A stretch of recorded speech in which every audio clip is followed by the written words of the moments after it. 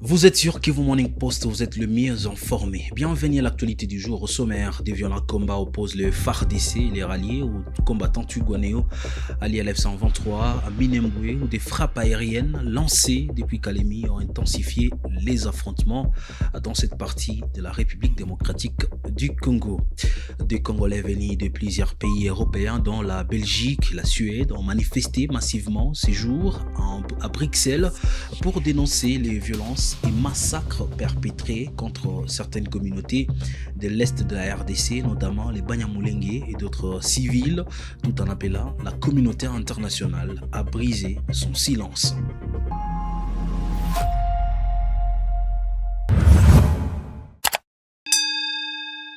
Si c'est pour la première fois que vous nous suivez, mesdames et messieurs, abonnez-vous à la chaîne Kivu Morning Post. Les combats se sont intensifiés ce vendredi dans les hauts plateaux de Minembwe au sud Kivu, où les FARDC, appuyés par l'armée burundaise et les Wazalendo, affrontent les combattants Twirwaneho alliés à l'F-123. Les mouvements accusent Kinshasa d'avoir déployé depuis Kalemi des hélicoptères, des combats et des avions Sukhoi 25 pour mener des frappes contre plusieurs localités de Fizi et Mwenga. Jospin Hangui nous fait les points.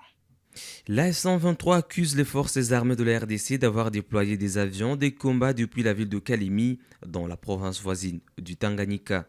Depuis 8 heures ce vendredi 15 mai 2026, le régime de Kinshasa a ordonné le déploiement massif d'hélicoptères de combat lourdement armés en provenance de Kalemi afin de participer aux frappes en cours contre Minembwe et ses environs. Ce renforcement militaire s'ajoute à l'arsenal déjà utilisé contre les zones densément peuplées de Minembwe, notamment les drones de combat, l'artillerie lourde ainsi que les avions de chasse Sukhoi 25, a déclaré Lawrence Kanyuka, porte-parole de la F-123. Il affirme que cette campagne militaire d'une extrême gravité confirme la volonté manifeste et criminelle du régime de Kinshasa d'effacer Minembwe de la carte et d'anéantir ses populations sous les fallacieux prétextes qu'il bénéficierait du soutien de la couverture politique de certains pays de la communauté internationale. Ce sentiment d'impunité alimenté par des complicités extérieures et par un silence international scandaleux encourage davantage Kinshasa à poursuivre ses opérations meurtrières contre des populations civiles innocentes, a renchéri Lawrence Kanyuka.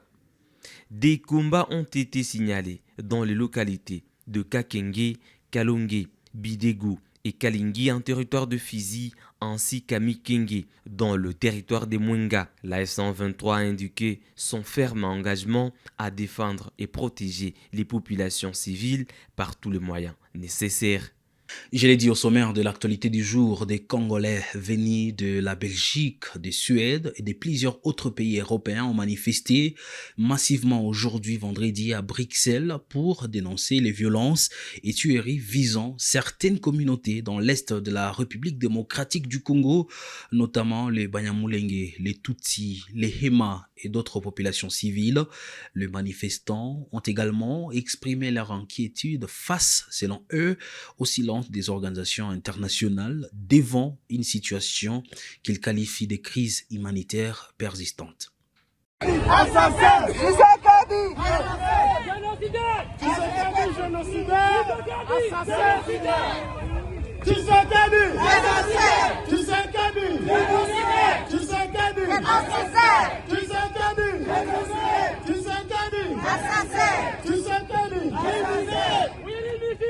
Génocidaire! Génocidaire! Génocidaire!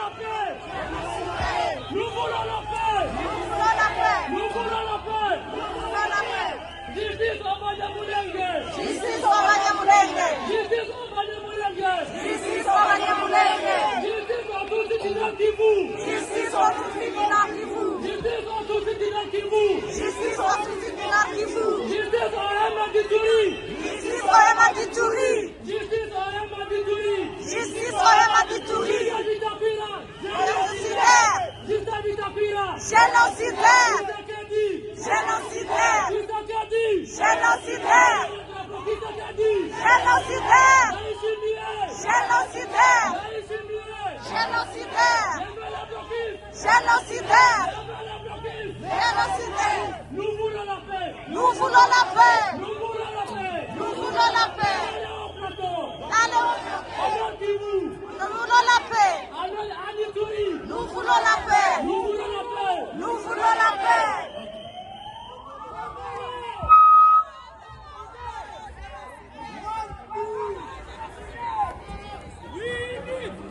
Justice à la Mouyengue. Justice. Justice. Justice. Justice. Une autre situation en RDC, la République démocratique du Congo fait face à une nouvelle épidémie d'Ebola dans la province de l'Ituri. L'annonce a été faite ce vendredi 15 mai 2026 par l'agence sanitaire de l'Union africaine. Plusieurs cas suspects et des décès ont été enregistrés dans les zones de santé des Mongwalu et Rwampara.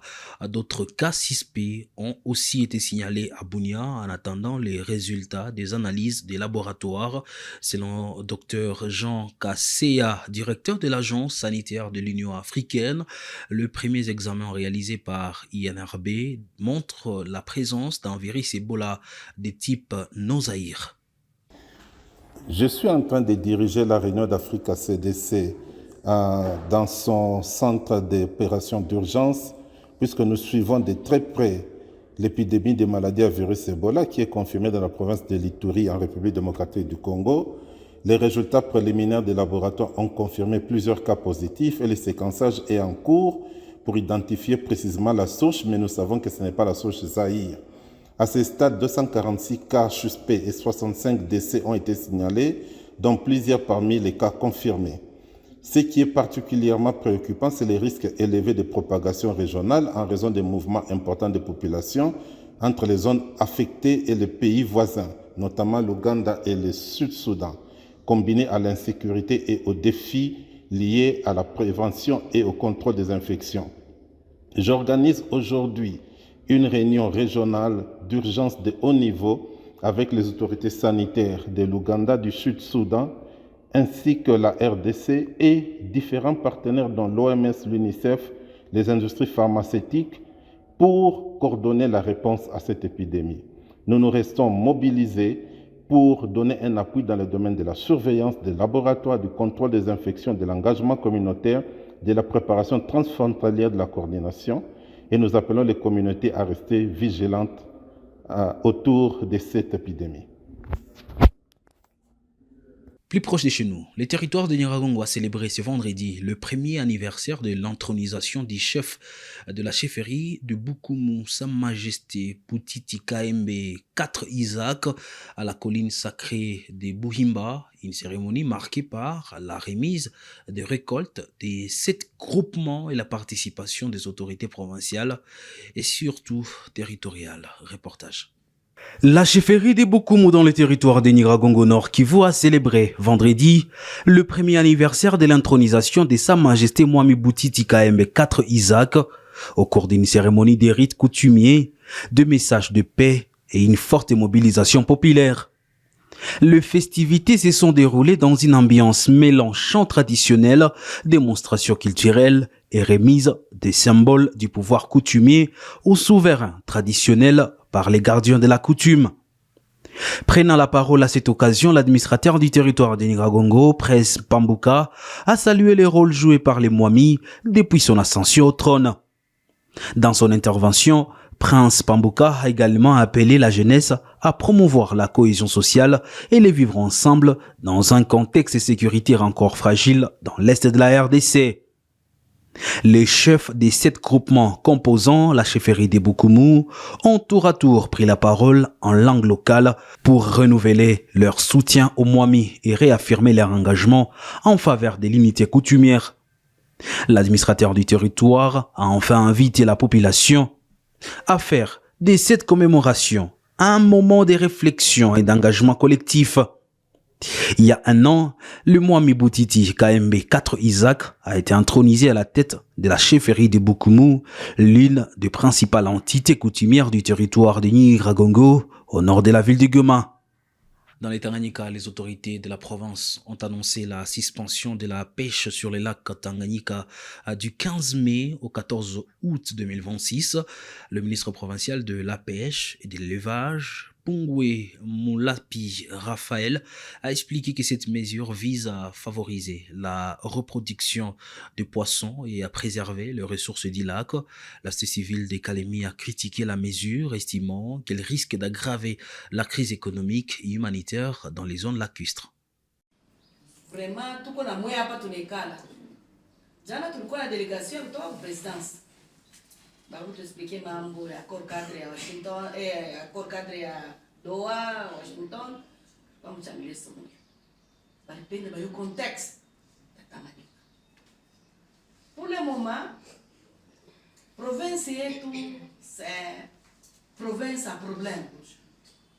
Un contexte de guerre. Si tu n'as pas tenu ma conséquence, tu as vu ton cas. Vraiment, si tu comme province d'accueil, on a un mouvement de population. Le Nord Kivu, le Sud Kivu, il y a des déversés en Tanganyika. Pour le moment, pour votre information, même les réfugiés, les zamani, les jeunes, les famille munene, les déjà. Les Burundi, les côté il y a Mauganda, déjà. Vraiment, la situation est catastrophique pour les Tanganyika. Et je parlais même à la délégation, Nikebambi a vraiment vie sociale, situation comme Mubaya San. I Kalemi, I pêche. Par exemple, tu passes à Maki, ou Tanganyika. Si tu lui as daga, il m'a 200 francs. Pour le moment, tu as daga. Pour le moment, Samaki coûte 6 mois, il a 150 000. Happy pour le Samaki. Pour votre information, Excellence, on a pris le maraki. Dans le légume. Samaki hayonekani Mtanganyika. Mais le plaidoyer n'a pas un bouffon en tant que délégué à la population. Bien sûr, on n'avait pas une décision à fermeture à lac. Mesures d'accompagnement. Mesures d'accompagnement. Il fallait tanguer zamani, le gouvernement l'État m'a moyen.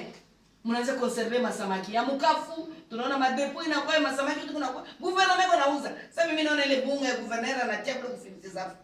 Ya 37000. Tunaanza kutukuza masamaki, kani ma Thompson mnatuletea, kama ni mapule mnatuletea. Vraiment excellence. Pour votre information, si tunaona en tant que délégué à la population, la kaita fungiwa. Hakuna mesure d'accompagnement. Sinon tutakufa. Déjà ujue sema malnutrition est sévère. D'après ma enquête, tout le monde triangle de la mort. Avec les camps de déplacés, les gens dorment. Mais pour aller à la India, la belle étoile. Il y a ma catastrophe naturelle. Ma camp de déplacés, quand on a la population, les gens de Kamkolobondo. Bon, tu veux comme le cas, il y a nini, il y a nani, il y a nini. D'une province à une autre, la police nationale congolaise PNC a interpellé environ 16 présumés criminels jeudi à Loufou frontière dans les territoires des Songololo au Congo central. La population locale salue cette opération mais réclame l'organisation d'un procès public sur place. Elle dit craindre de libération et demande une justice transparente pour sécuriser la zone frontalière.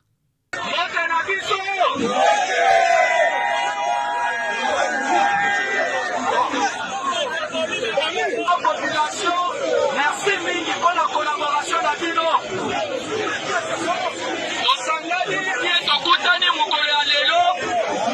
Parce que toyebi malamu ke depuis lundi agglomération ya Lufu ezosubir makambo oyo biso nyonso tosepeli nango te boye.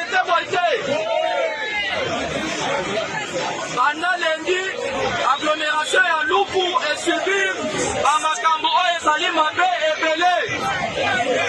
Na bongo lelo mpona kotala ke baoyo nyonso tovandaka na bango, baoyo nyonso totambolaka na bango bazali bato malamu te.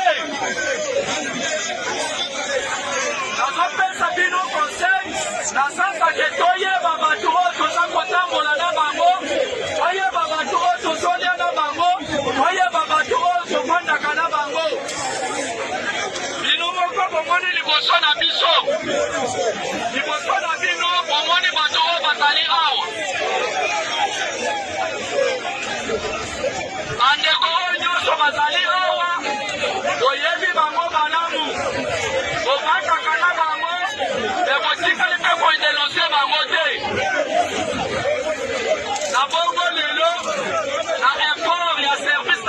sécurité, la collaboration avec nos populations, quelque partout, va faciliter la police pour que tout le monde ait Moussala Oyo, Boshwa Batu Oyo, Bazali Batu Mame, Katia territoire na Bicho.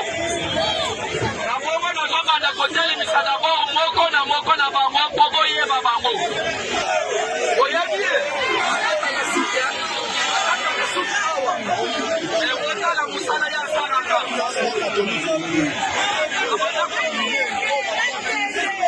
Ozuye, Obenye, Epanayo, Aya, Kati Soki, Opesia, Bilofa, Kolia, Ali, les lobbies, Asonye, Biol, Yende, Moutouameni, Bakirimel, Awa, Nakata, Lopu, Bakirimel, Oto, Salipo, Pesante, Bilo, Awa, Bato, Mouta, Epanaye, Bazali, Pafe, Awa, Nakata, Lopu,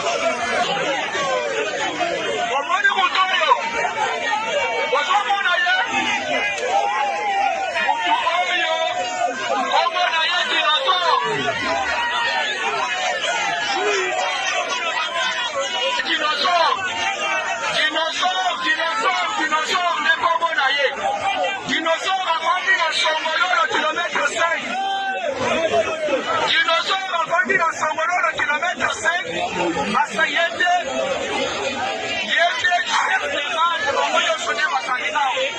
Cap dans la ville-province de Kinshasa, le ministre des Finances, Doudou Fwamba, a présenté au Sénat la position du gouvernement sur les 40% des recettes destinées aux provinces, la Caisse nationale de péréquation et la gestion des biens à y réaliser.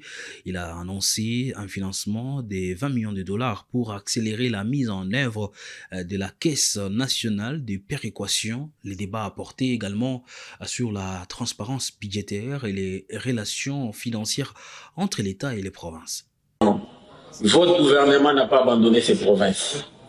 Votre gouvernement a fait des efforts dans un contexte de guerre particulier. Et ces efforts doivent être salués et je vous prie de les saluer. Parce que ce dont nous faisons face, ce n'est pas une petite guerre entre des agresseurs moins connus, c'est une agression que nous subissons depuis 2 ans, avec des de nos grandes provinces amplifiées, des recettes publiques mobilisées dans ces provinces qui ne nous arrivent pas, mais avec résilience. Nous avons tenu sous le leadership de son Excellence Monsieur le Président de la République, chef de l'État, son Excellence Monsieur Félix Antoine Tshisekedi Tshilombo, à relever ces défis de la gouvernance de nos provinces. Ça n'est complètement fini. Mesdames et messieurs, l'actualité du jour sur Kivu Morning Post pour ce vendredi. Merci à vous de l'avoir suivi.